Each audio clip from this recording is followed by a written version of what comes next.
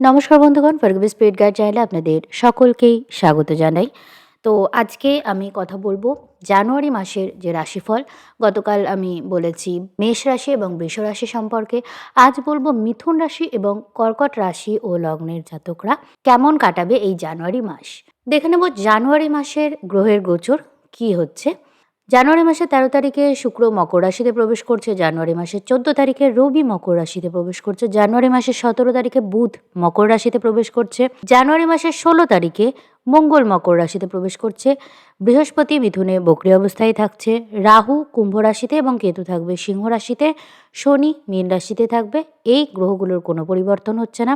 তার মানে বেসিক্যালি জানুয়ারি মাসে যেটা হচ্ছে, একটা গ্রহের ক্লাস্টার শুক্র রবি বুধ মঙ্গল ধনু রাশি থেকে মাসের মাঝামাঝি গিয়ে প্রবেশ করছে মকর রাশিতে। তাহলে গ্রহের সংযোগ যেটা সবচেয়ে বেশি থাকছে ধনু রাশি এবং মকর রাশিতে। তো এর ফলে মিথুন রাশির ব্যক্তিদের জীবনে কী প্রভাব থাকবে সেটা আমরা দেখে নেব। মিথুন রাশির জাতকদের মাসের প্রথম দিকেই থাকবে একটা পূর্ণিমা মিথুন রাশিতে, এবং সেখানে কিন্তু বৃহস্পতি অলরেডি আছে। তাহলে লগ্নে বা রাশিতে বৃহস্পতি এবং পূর্ণিমা এই দুটো জিনিস একসাথে মিশে যেটা হবে, আপনাদের জীবনে একটা নতুন আলোর সূচনা হবে, একটা আপলিফমেন্ট হবে।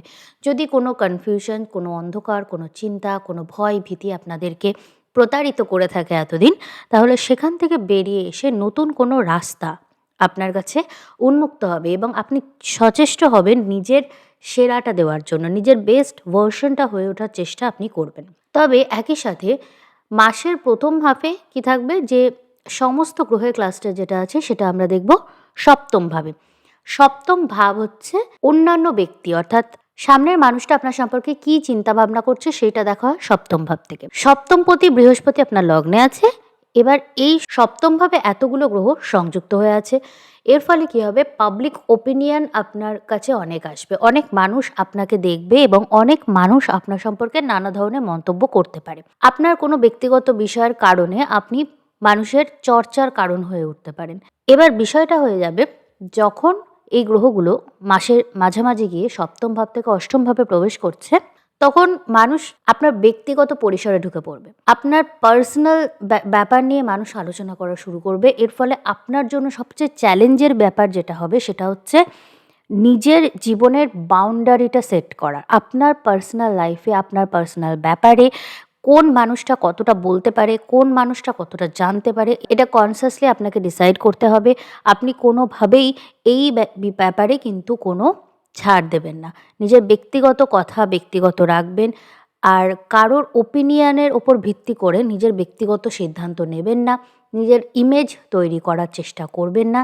নিজের খেয়াল রাখতে হবে মানসিক দিক থেকে, বিশেষ করে অষ্টমভাবে মঙ্গল গিয়ে উচ্চস্থ হচ্ছে। এর ফলে আপনি প্রত্যেকটা বিষয় অতিরিক্ত বেশি কন্ট্রোল করার চেষ্টা করে ফেলবেন, ওভার থিঙ্ক করে ফেলবেন। কারণ এর সাথে বুধ রবি শুক্র এই গ্রহগুলোও আছে। ফলে একটা গ্রহযুদ্ধ টাইপ সিচুয়েশন তৈরি হচ্ছে।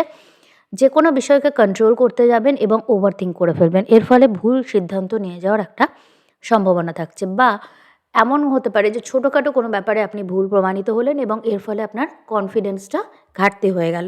তো আপনাকে এই যে অষ্টমে উচ্চস্থ মঙ্গল, এটা আপনাকে মনে করাবে যে আপনি কিন্তু এখনো অবধি ক্ষমতাশালী আছেন, কারণ বুধ আপনার লগ্নপতি।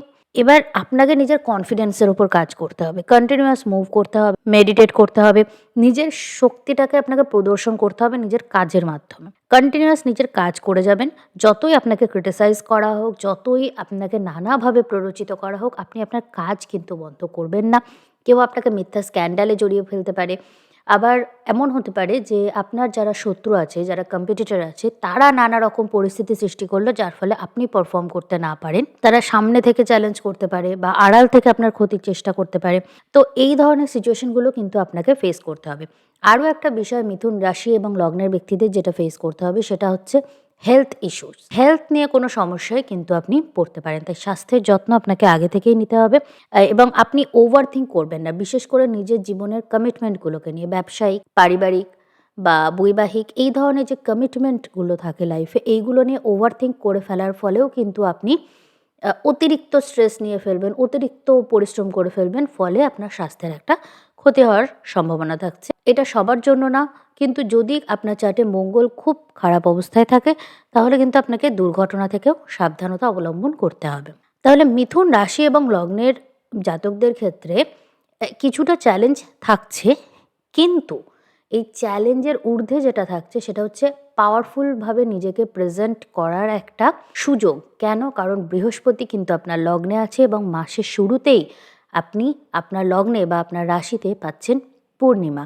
আপনার নিজের আলোয় চারিদিক আলোকিত করতে হবে, অন্যের ওপর নির্ভরশীল হবেন না। অন্য লোকেরা কি বলছে, অন্য লোকেরা আপনাকে ভ্যালিডেট করছে কিনা সেই ব্যাপারে আপনি অপেক্ষা করবেন না।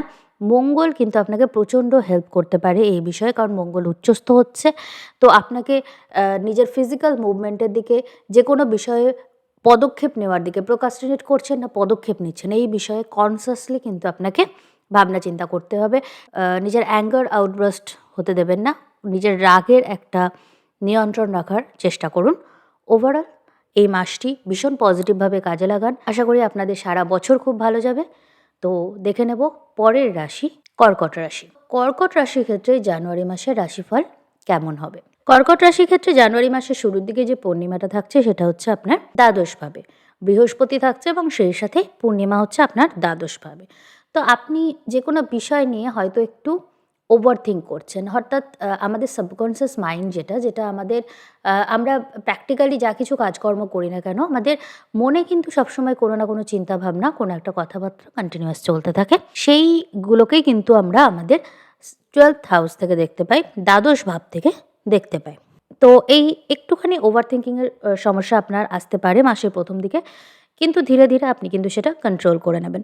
কর্কট রাশির ক্ষেত্রে একটা সবচেয়ে বড় চ্যালেঞ্জ যেটা এই সময় হবে সেটা হচ্ছে আপনার বন্ধু এবং শত্রুর মধ্যে বিভেদ করা কঠিন হবে। আপনার শত্রুরা আপনার বন্ধুর ছদ্মবেশে থাকবে।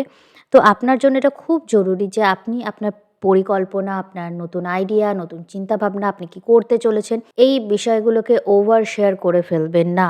অতিরিক্ত কাউকে কিছু বলে দেবেন না যে আপনার জীবনে কিছু ভালো আপনি প্ল্যান করছেন। যে কাজটা হয়ে যাবে, কাজটা হয়ে যাওয়ার পরে আপনি কিন্তু সবাইকে জানাবেন। মাসের প্রথম ভাগে গ্রহের যে ক্লাস্টার সেটা থাকছে আপনার ষষ্ঠভাবে।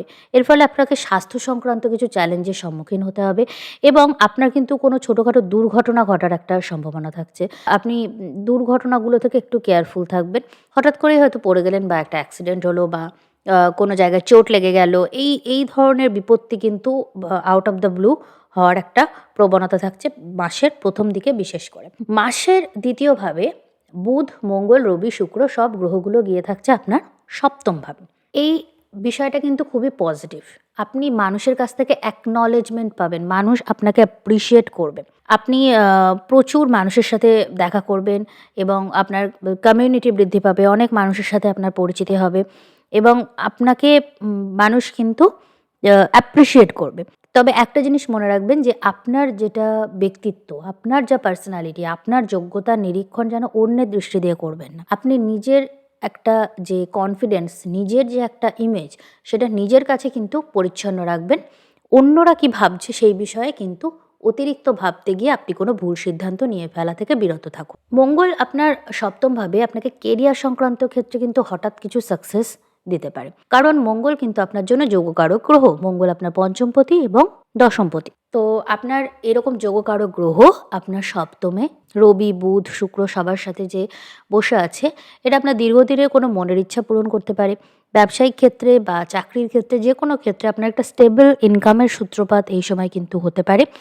তবে পারিবারিক ক্ষেত্রে কিছু মতবিরোধ তৈরি হতে পারে। হয়তো আপনি একরকমভাবে কাজ করতে চাইছেন, আপনার দ্বিতীয়ভাবে কেতু বসে আছে এবং দ্বিতীয়ের অধিপতি রবি এই মুহূর্তে এই গ্রহযুদ্ধের মধ্যে আছে আপনার সপ্তমভাবে। তো একটা ক্ল্যাশ তৈরি হবে। আপনার পরিবার আপনাকে একরকমভাবে চালাতে চাইবে এবং আপনি একরকমভাবে চলতে চাইবেন। তবে শেষ অবধি সেটাই ভালো হবে যেটা আপনার নিজের সাবকনসিয়াস মাইন্ড আপনাকে বলছে যে ঠিক। কারণ আপনার চিন্তাভাবনার মধ্যে কিন্তু এই সময় একটা পজিটিভিটি কাজ করবে। এছাড়া আপনার সপ্তমভাবে এই মুহূর্তে উচ্চস্থ মঙ্গল এবং এতগুলো গ্রহের ক্লাস্টার, এর ফলে আরও একটা সমস্যা আসবে, সেটা হলো আপনার যে কেরিয়ারের ক্ষেত্র, সেখানে কিন্তু আপনাকে প্রচণ্ড কমিটেডভাবে কাজ করতে হবে। আপনার পরিশ্রম প্রচণ্ড বৃদ্ধি পেয়ে যাবে এবং আপনি এত বেশি পরিশ্রম করবেন যে আপনার মনে হবে যে আপনি আপনার সমস্ত এনার্জি কিন্তু এতে দিয়ে দিচ্ছেন। এটা আপনাকে ক্লান্ত করে দিতে পারে। এটা আপনার কোনো কেরিয়ারের রেসপন্সিবিলিটি হতে পারে।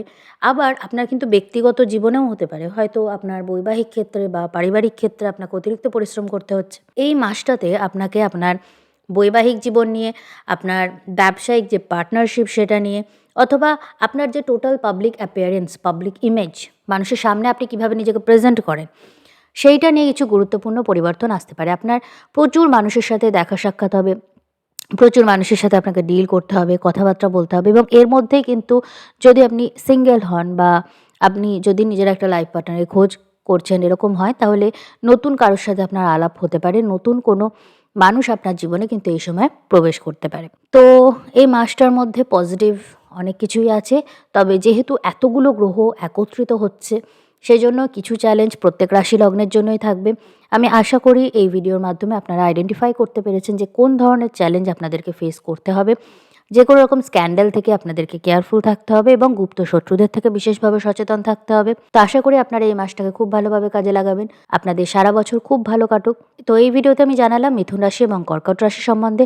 অন্যান্য রাশিগুলি সম্বন্ধেও কিন্তু আমি খুব তাড়াতাড়ি আপডেট দিয়ে দেবো। জানুয়ারি মাসের রাশিফল কীরকম যাবে জানুয়ারি মাস। চ্যানেলটিকে সাবস্ক্রাইব করে রাখুন। ভিডিওটি ভালো লাগলে লাইক করবেন, আত্মীয় বন্ধুদের মধ্যে শেয়ার করবেন। দেখা হবে পরের ভিডিওতে। নমস্কার।